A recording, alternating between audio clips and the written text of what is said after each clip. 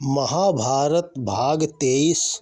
महाभारत युद्ध के बाद युधिष्ठिर को इससे बड़ी शांति मिली। उन्होंने मानव शरीर त्याग कर देव रूप प्राप्त किया। महाभारत युद्ध में सर्वनाश हो गया। 18 अक्षौहिणी सेना 18 दिनों में कट मरकर समाप्त हो गई। इसके कारण युधिष्ठिर बहुत दुखे थे। अपने पितामह, गुरु, भाई, मामा, सगे संबंधियों को मारकर उन्हें राज्य प्राप्त हुआ था। इसी ग्लानि से वे व्यथित थे। राजकाज में उन्हें घृणा हो गई, किंतु व्यास जी आदि के समझाने के कारण उनका चित्त कुछ शांत हुआ। हस्तिनापुर में युधिष्ठिर का धूमधाम से राज्याभिषेक हुआ। पितामह भीष्म अब भी सरसैया पर पड़े थे। वे सूर्य उत्तरायण होने की प्रतीक्षा कर रहे थे। युधिष्ठिर उनके पास गए। भीष्म ने उन्हें अनेक उपदेश एवं सीख दी। वे अमूल्य उपदेश महाभारत के शांति पर्व में लिखे हैं। युधिष्ठिर ने राजसूय यज्ञ किया। वे संपूर्ण भारत के सम्राट बने। 15 वर्ष तक राज्य किया। धृतराष्ट्र बहुत बूढ़े हो चुके थे। संसार से उनका मन ऊब चुका था। वे गांधारी और कुंती के साथ वन में जाकर रहने लगे। एक दिन जंगल में आग लगी। तीनों वृद्ध उसी दवाग्नि में जलकर राख हो गए। महाभारत के बाद श्री कृष्ण द्वारिका चले गए। बहुत वर्षों तक राज करते रहे। एक दिन पेड़ के नीचे लेटकर विश्राम कर रहे थे। नींद आ गई। उधर से एक शिकारी निकला। उसने दूर से सोते हुए कृष्ण को देखा। उन्हें हिरन समझकर एक तीर मारा। बाण कृष्ण जी के पैर के तलुए में जाकर चुभ गया। इस प्रकार कृष्ण की जीवन लीला पूरी हुई। पांडव उदास रहने लगे। अब न धृतराष्ट्र थे, न माता गांधारी और न कुंती। सदा के सहायक श्री कृष्ण भी चले गए।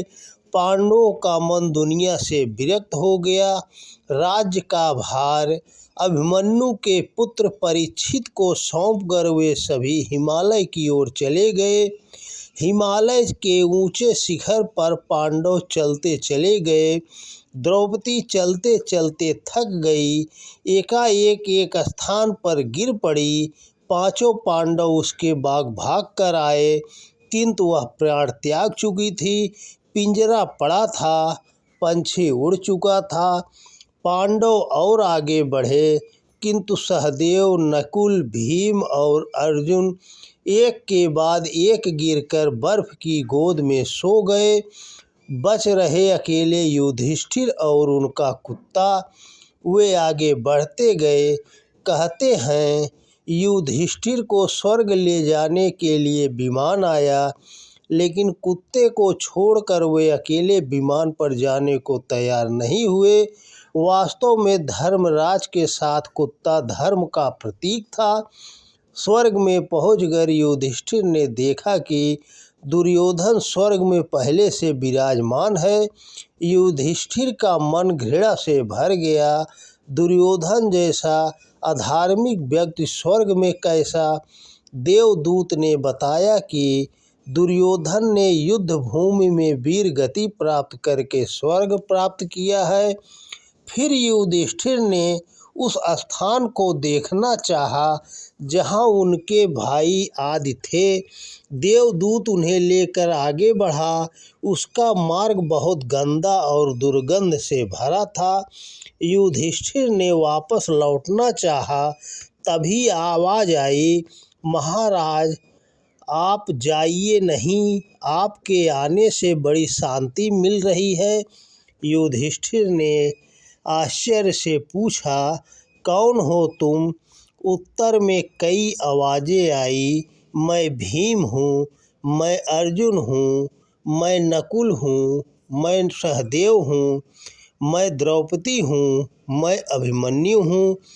युधिष्ठिर विह्वल होकर बोले क्या यही स्वर्ग का न्याय है कि दुर्योधन जैसे लोग स्वर्ग का सुख भोगे और मेरे सत्यनिष्ठ भाई नरक का कष्ट सहे? मैं भी यहीं अपने भाइयों के साथ रहूँगा। मुझे तुम्हारा स्वर्ग नहीं चाहिए। इतने में धर्म देवता वहीं प्रकट हो गए। वही स्थान स्वर्ग में बदल गया। धर्मदेव बोले, युधिष्ठिर, धन्य है तुम्हारा भ्रात प्रेम, जिसके लिए तुमने स्वर्ग को भी ठुकरा दिया। अर्जुन आदि नरक में नहीं है। मैं तो तुम्हारी परीक्षा ले रहा था। वे सभी स्वर्ग के सुख भोग रहे हैं। युधिष्ठिर को इससे बड़ी शांति मिली। उन्होंने मानव शरीर त्याग कर देव रूप प्राप्त किया। दोस्तों नमस्कार। जय श्री कृष्ण।